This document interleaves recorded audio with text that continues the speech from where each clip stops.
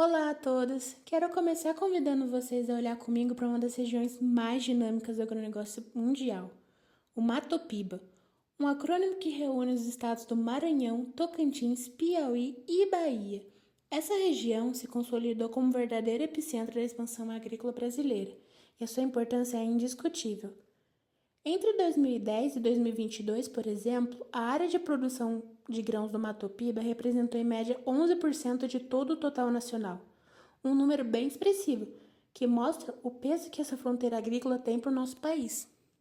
O avanço tecnológico e produtivo por lá também chama a atenção. De acordo com as projeções da Conab para a safra 2024 e 2025, a produção de milho, que é a segunda principal cultura local, deve ultrapassar 9 milhões de toneladas. São números que impressionam e que reforçam que essa é a imagem de progresso e dinamismo econômico. Mas foi justamente esse cenário que despertou em nós uma inquietação, a dor central que motivou o nosso projeto. Por trás dessa narrativa de crescimento surge um paradoxo. Será que toda essa riqueza gerada pelo campo está realmente promovendo um desenvolvimento social mais justo para quem vive ali? Apesar do salto da produtividade, a concentração de renda medida pelo índice de Gini continua sendo um desafio histórico e estrutural na região, e foi a partir disso que surgiu a nossa proposta de pesquisa: confrontar a narrativa macroeconômica do progresso com a realidade social dos municípios.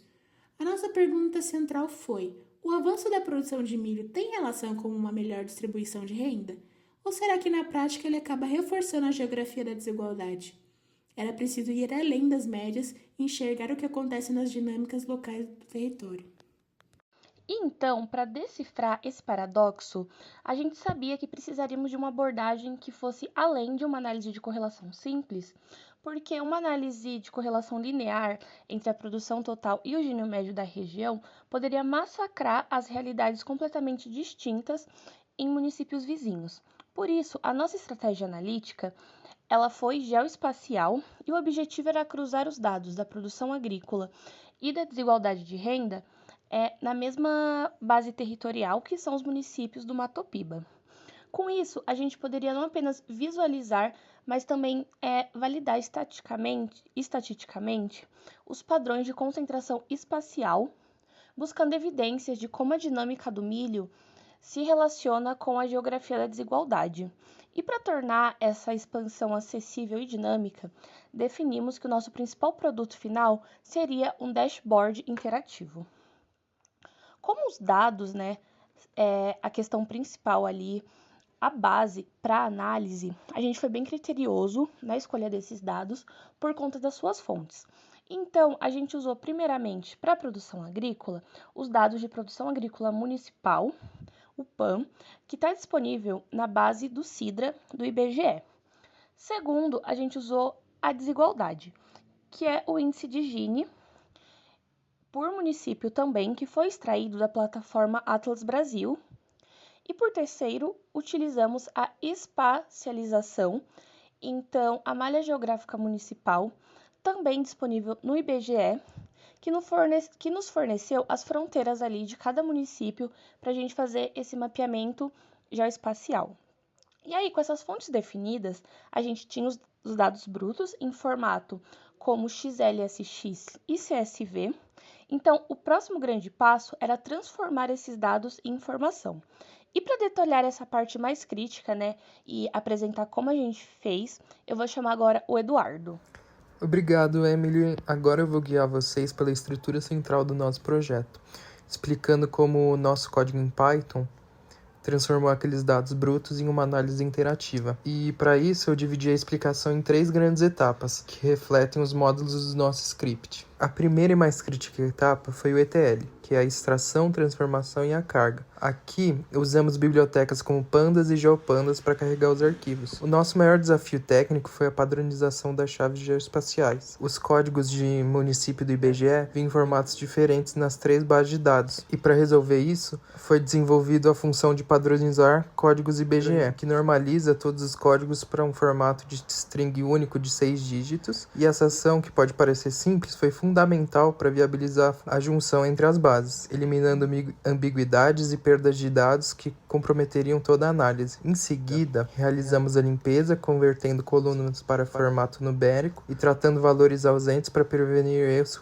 computacionais e distorções estatísticas. Agora, a segunda etapa foi a análise espacial, que seria o coração do nosso projeto. Aqui, nós utilizamos bibliotecas especializadas como o libpsal e a ESDA. Primeiro, construímos uma matriz de pesos espaciais usando o critério Squin, que define que municípios são vizinhos se eles tocam em qualquer ponto, seja um lado ou um vértice. E com essa matriz, o computador aprende a geografia da região. Em seguida, padronizamos as variáveis de produção e Gini para que pudessem ser comparadas. E o passo seguinte foi aplicar a técnica lisa bivariada utilizando a função esda.moronLocalBV. O bivariado aqui é a chave. Ele nos permite testar se o valor de uma variável em um município, ou seja, se a produção de milho está estatisticamente correlacionada ao valor de outra variável na sua vizinhança, que no nosso caso é a média do Gini dos vizinhos. Para garantir a reprodutibilidade científica no nosso estudo, fixamos uma semente de aleatoriedade no cálculo, que garante que os p-valores da simulação sejam sempre os mesmos a cada execução do código. Finalmente, a terceira etapa foi a construção do dashboard interativo. Com os dados já enriquecidos pela análise espacial, utilizamos as bibliotecas Dash e Plot e, em vez de escrevermos um arquivo HTML separado, nós definimos toda a estrutura visual da página diretamente no Python. Usamos os componentes do Dash como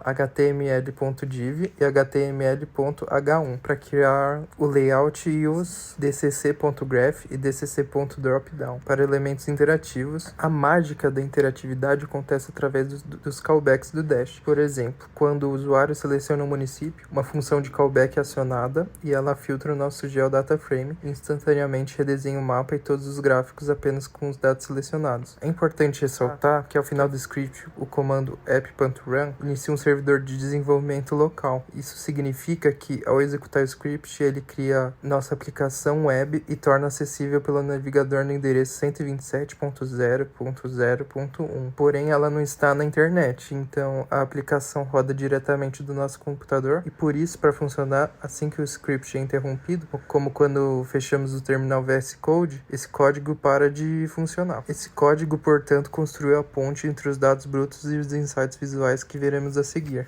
Olá, meu nome é Matheus Albuquerque e eu estarei aprofundando um pouco mais sobre os mapas e gráficos desenvolvidos nesse projeto. Bem, com a ferramenta pronta, a gente consegue desvendar um pouco mais sobre a narrativa que os dados coletados nos contam. A primeira parte da análise, a gente vai trazer 2 mapas coroplásticos. Um vai tratar sobre a produção de milho na região do Mato Piba e o outro sobre o índice de Gini. Sobre a produção de milho, a gente percebe que quanto mais quentes são as cores do mapa, maior é a produção. A gente percebe logo então que a região do oeste da Bahia, o sul do Piauí e do Maranhão apresentam um alto grau de produtividade dessa commodity. Já no mapa de índice de Gini, a gente percebe que a desigualdade está relacionada diretamente com o padrão espacial da região. Então a gente percebe algumas concentrações, alguns clusters que vão estar relacionados com um maior número de Gini ou um menor número de Gini. Agora trazendo um pouco mais sobre o mapa bivariado de clusters espaciais, esse que foi o foco principal do nosso trabalho. Então, em vermelho, a gente tem regiões em que apresentam um alto grau de desigualdade, ao mesmo tempo que apresentam um alto grau de produção agrícola. Já em azul, a gente tem regiões que apresentam um baixo grau de desigualdade e um baixo grau de produção agrícola. Já em laranja, teremos então as ilhas de prosperidade, ou seja, são municípios que têm alta produção e baixa desigualdade. E em azul claro, a gente tem os casos em que existem municípios que têm uma baixa produção e um alto grau de desigualdade, municípios esses que estão mais vulneráveis. Por fim, a gente apresenta alguns mapas de dispersão em que é possível consultar melhor sobre o grau de relação entre as duas variáveis estudadas e, ao mesmo tempo, entender um pouco mais sobre os rankings. Nesses rankings, a gente aponta alguma lista de municípios que vão liderar tanto o índice de Gini quanto o grau de produção de milho dentro da região do Mato Piba. É isso, agora eu passo para a conclusão. Por fim, a nossa investigação, que partiu da dor de compreender a complexa relação entre a riqueza agrícola e equidade social no Matopiba, culminou na criação de uma ferramenta analítica muito robusta. A conclusão que a gente chega no nosso trabalho é que a relação entre a produção de milho e a desigualdade não é linear, nem simples, mas sim complexa e profundamente dependente da geografia. A análise de clusters espaciais, LISA, foi decisiva para revelar que o avanço do agronegócio coexiste com as diferentes realidades sociais, desde os polos produtivos em áreas de alta desigualdade até enclaves de baixa produção em contextos igualmente desiguais. Portanto, esse projeto não apenas responde à nossa questão inicial, mas oferece uma plataforma que transforma dados brutos em insights acionáveis para gestores, pesquisadores e para a sociedade. A principal implicação é que a abordagem única de tamanho único para o desenvolvimento regional do Matopiba é comprovadamente insuficiente. É imperativo que se formulem políticas públicas que considerem os distintos padrões espaciais que revelamos aqui, para que seja possível, de fato, aliar o inegável crescimento econômico com a tão necessária justiça social. E é esse o nosso trabalho. Em nome da equipe, eu agradeço. Muito obrigada.